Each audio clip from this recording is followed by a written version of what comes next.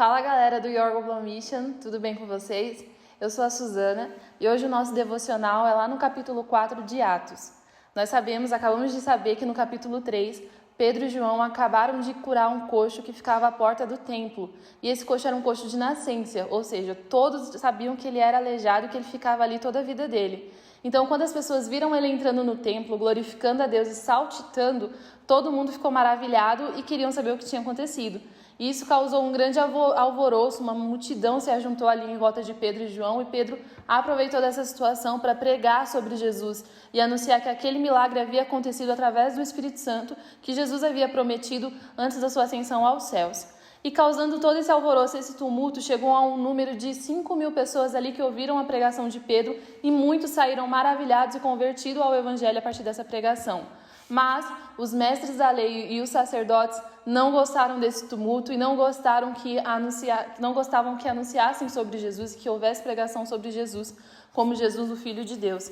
E eles prenderam Pedro e João, fizeram com que eles passassem uma noite na prisão por conta disso, e no dia seguinte levaram eles a julgamento.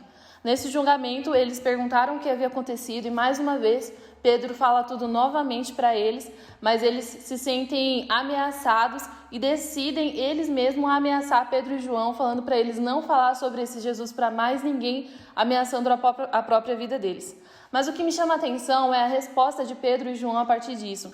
Lá no versículo 19 e 20 vai contar o que eles responderam. E eles disseram assim: Pedro e João responderam: os senhores mesmos julguem se é justo diante de Deus ouvirmos antes aos senhores do que a Deus, pois nós não podemos deixar de falar das coisas que vimos e ouvimos. Essa é a parte que mais me chama a atenção nesse capítulo, porque eles acabaram de sair de uma prisão, eles estavam sendo ameaçados, correndo risco de vida, sendo perseguidos. Eles não se renderam à voz das autoridades ali. E eu queria trazer isso para a nossa prática da nossa vida diária. Se a gente quer viver o evangelismo como estilo de vida, a gente precisa saber qual que é a voz de autoridade que a gente escuta. Se é a voz de Deus, que nos ordena a sermos testemunhas por onde a gente passar, ou se é a voz de homens, ou se é a voz do próprio inimigo que diz para a gente não fazer, que nos ameaça, que coloca um monte de dificuldade e um monte de empecilho na nossa frente para não anunciar o Evangelho. Então eu queria chamar a nossa atenção nesse dia para a gente prestar atenção qual que é a voz que a gente tem ouvido e que a gente possa ouvir a voz do nosso Senhor e ser testemunha deles por onde passar. Outra parte que me chama muita atenção nesse capítulo é no versículo 31.